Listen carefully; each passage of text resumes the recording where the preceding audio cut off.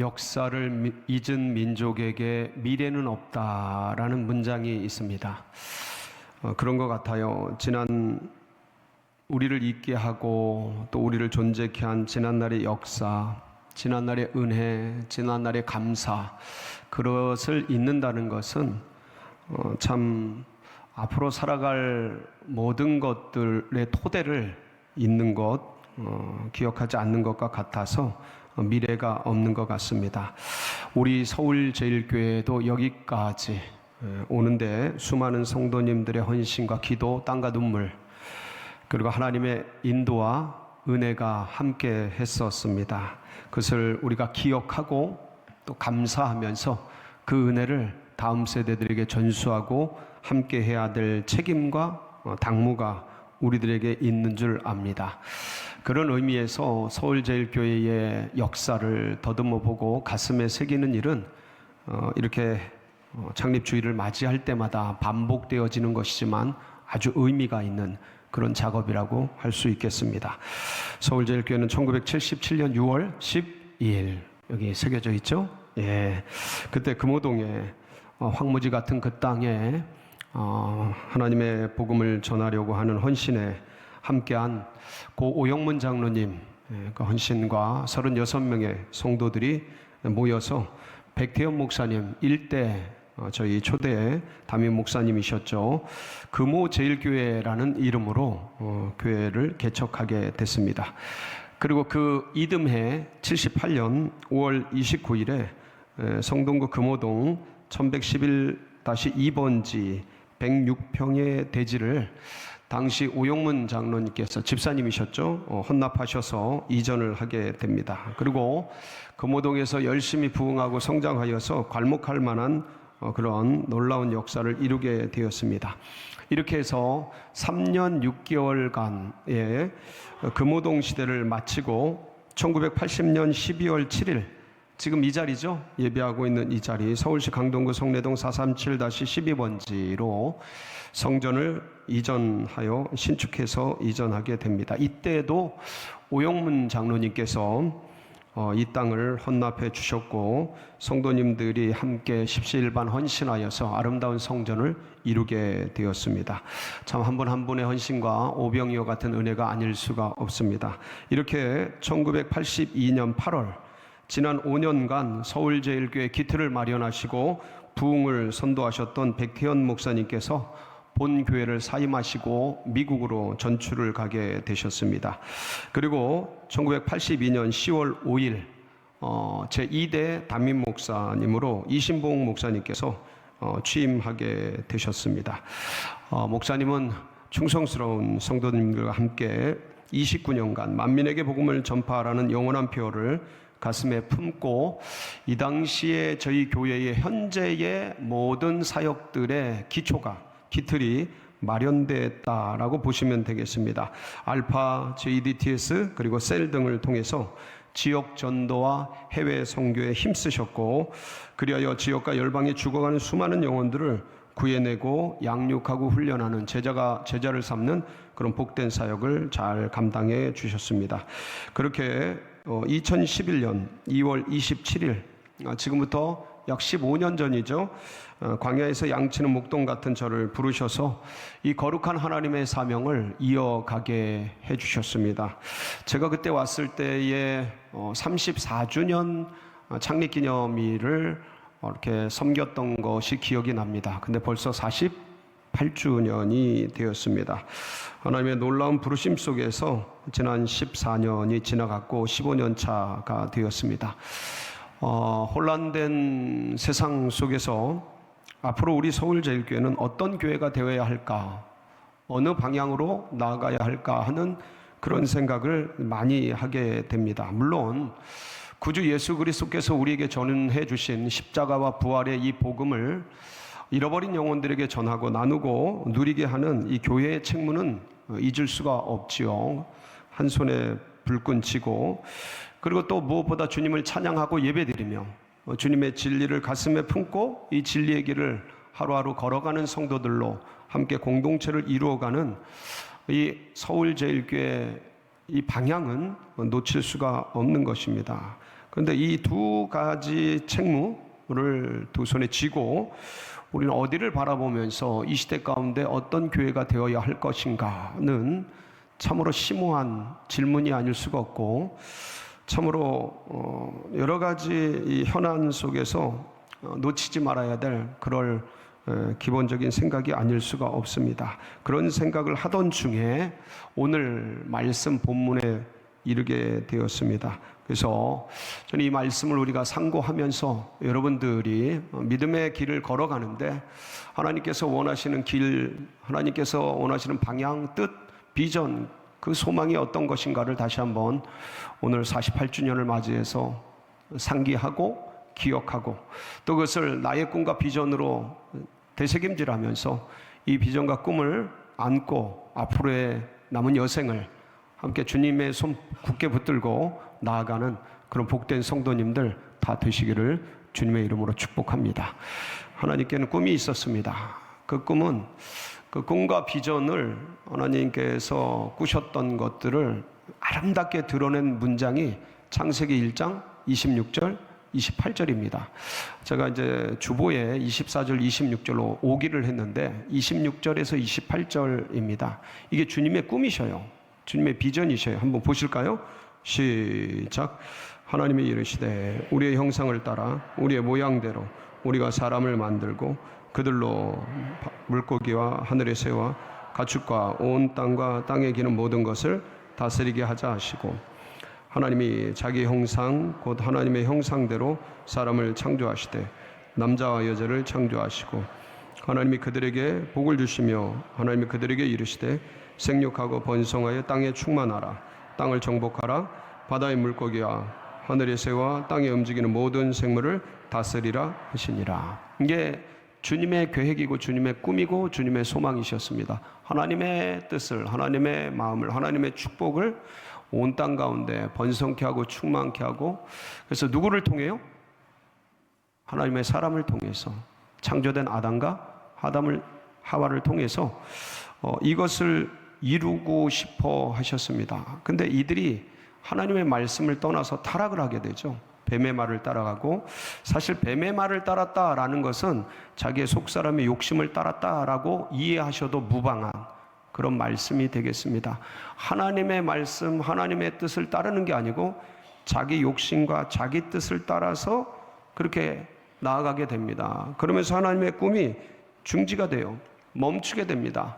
그래서 이 하나님의 꿈과 비전, 타락한 세상 속에서 이것을 위해서 다시 부르신 사람이 누구냐면 아브라함입니다.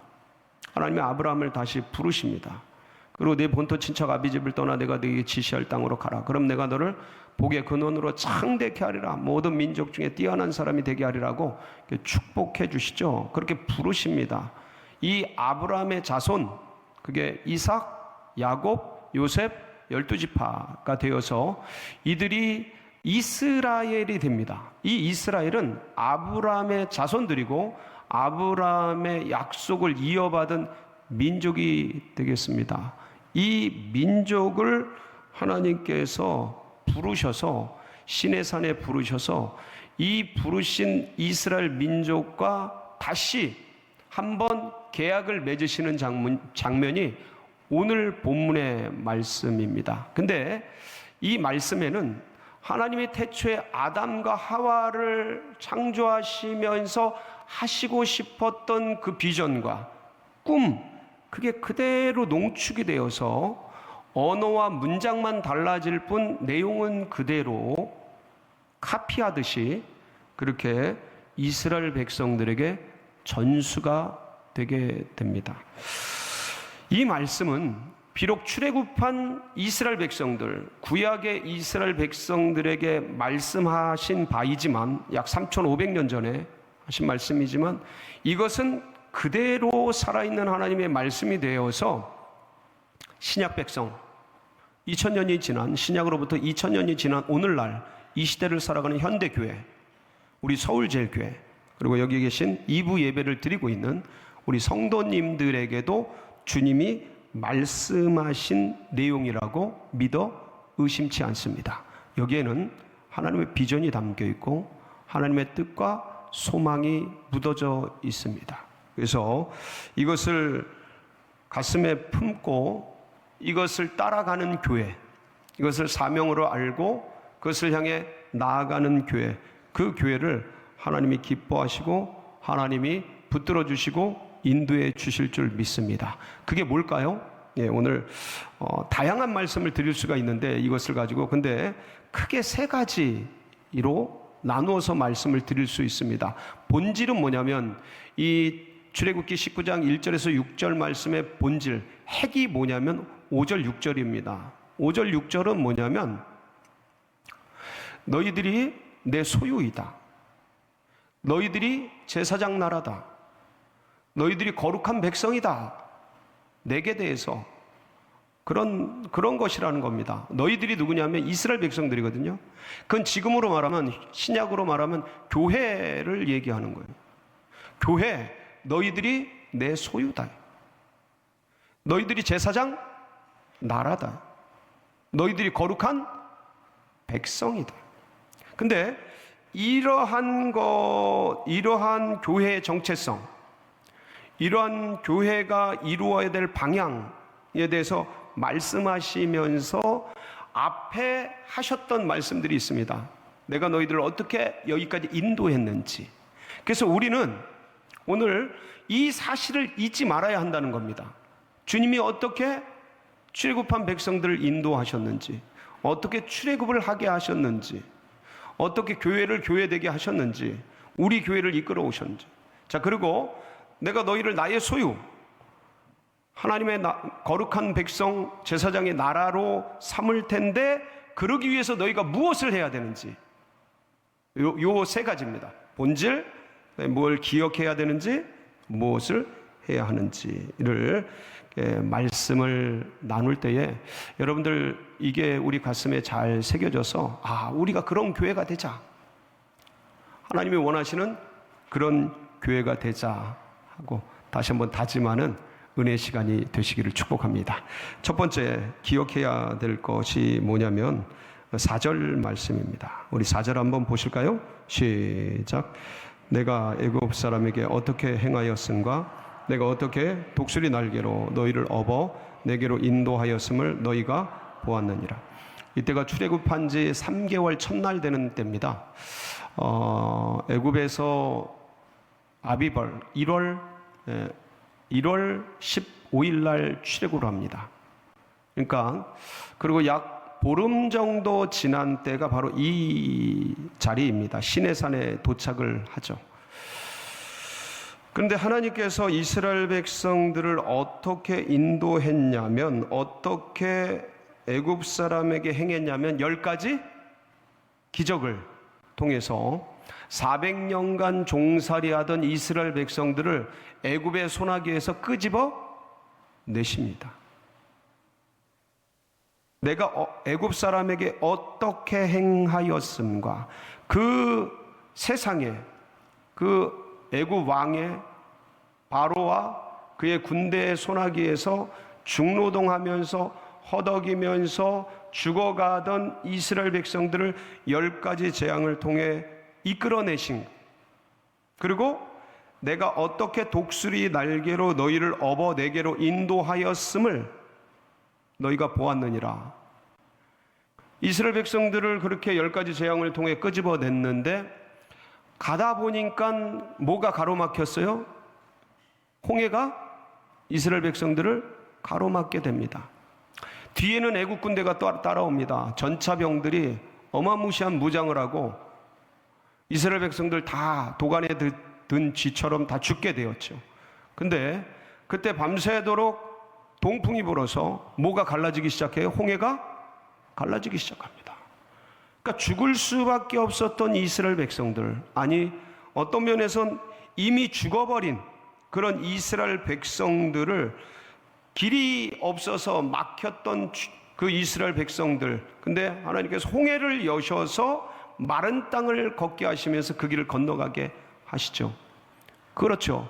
마치 그것처럼 이 땅의 죄와 사망의 그 무거운 짐 속에서 허덕이며, 그리고 이 세상의 종노릇하면서 중노동을 하면서 헛된 것을 따라 살다가 허망하게 죽어버릴 이 세상 속에서 하나님께서 마치 10가지 재앙처럼 10가지 기적처럼 우리 하나님께서 우리에게 믿음의 세계에 눈을 뜨게 하시고 영생의 세계에 눈을 뜨게 하시고 주님의 십자가와 부활이라는 놀라운 길을 사실 보일 수 없는, 알 수 없는 그 홍해가 갈라지는 것 같은 이 땅에서 십자가와 그 부활의 놀라운 길을 여셔서 우리로 하여금 그 길을 통과하게 하셨죠.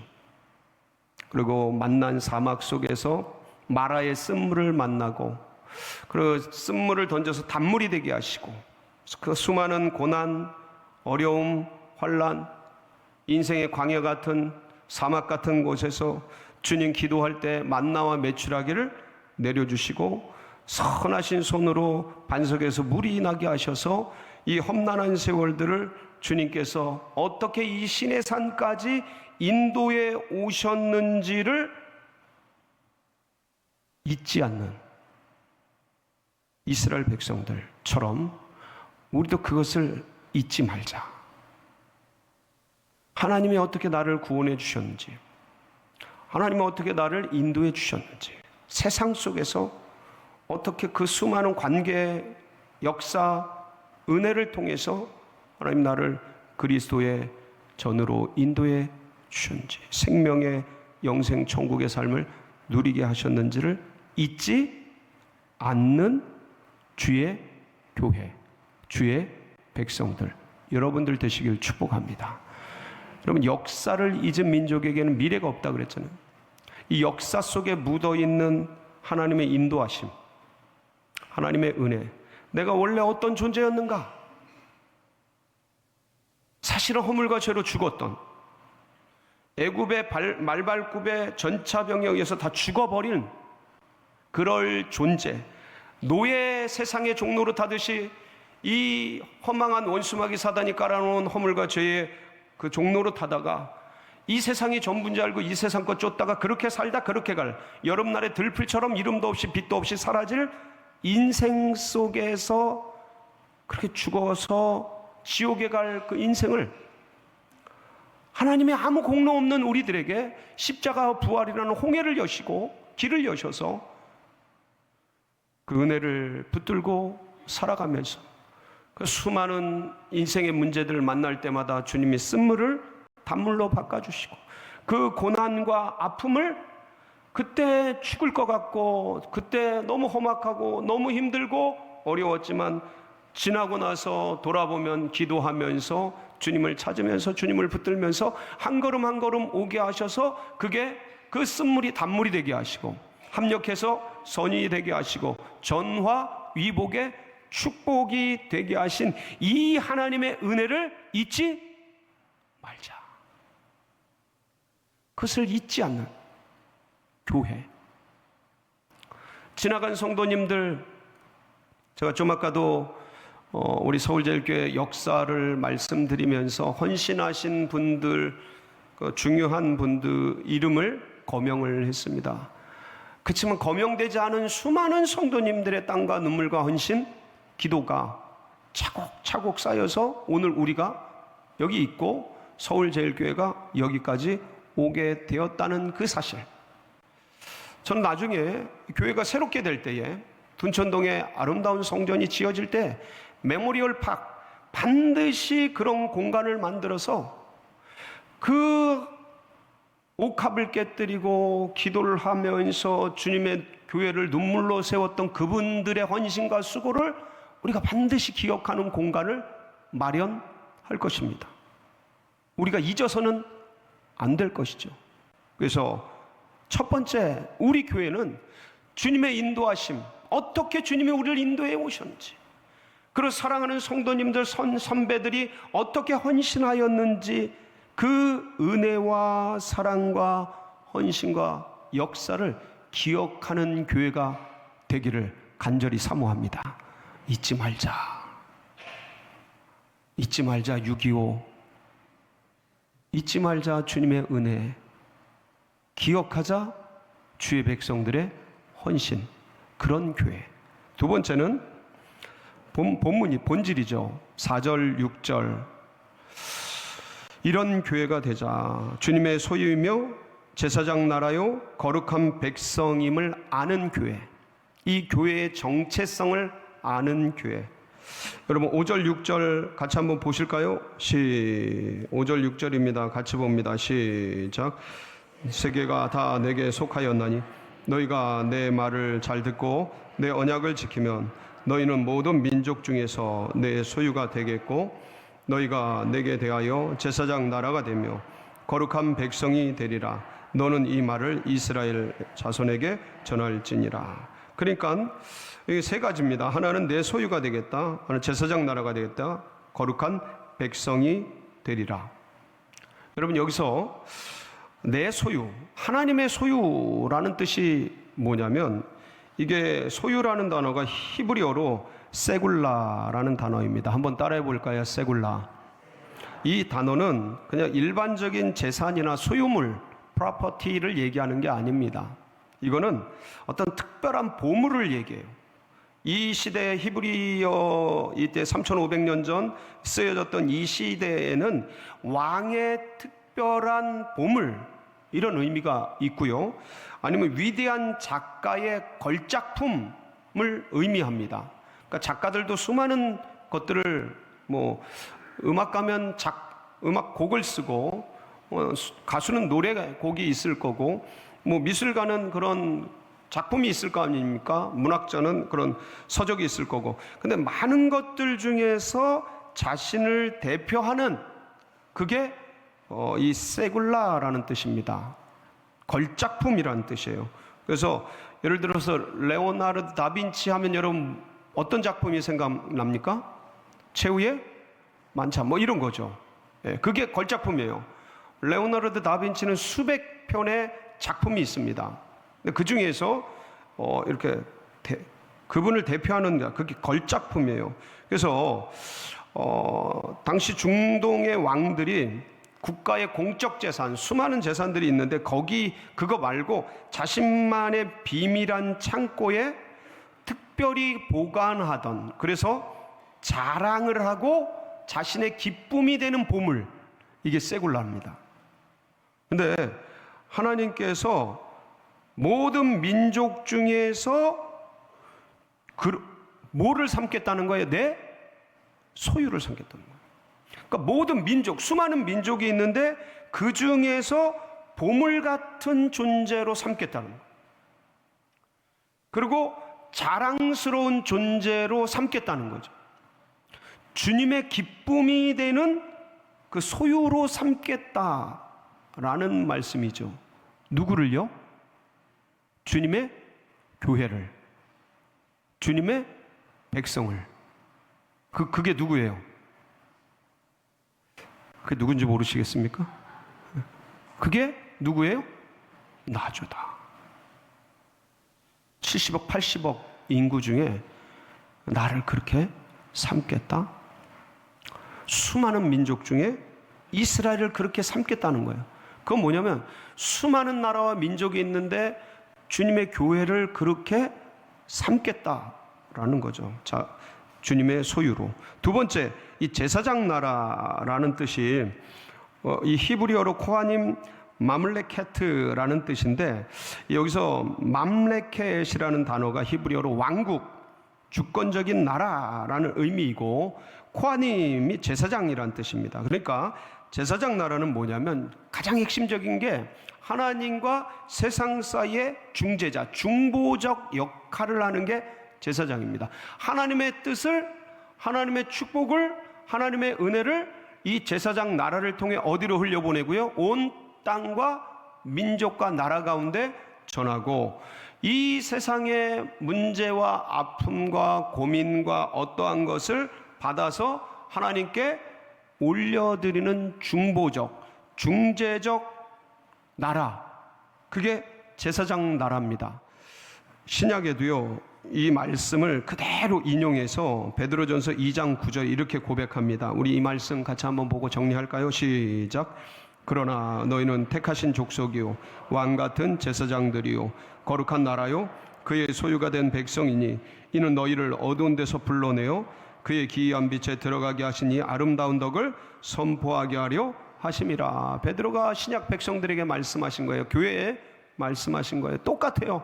하나님의 소유, 제사장 나라, 거룩한 백성. 여러분들, 주님이 소망하는 이 역사, 이런 교회, 우리 서울제일교회가 간절히 그런 교회가 되기를 바라며, 이를 위해서 주님의 인도하심과 주님의 은혜를, 주의 백성들의 헌신을 기억하는 교회가 되고 주의 말씀 붙들고 살아가는 귀한 복된 서울제일교회가 되시기를 주의 이름으로 축복합니다.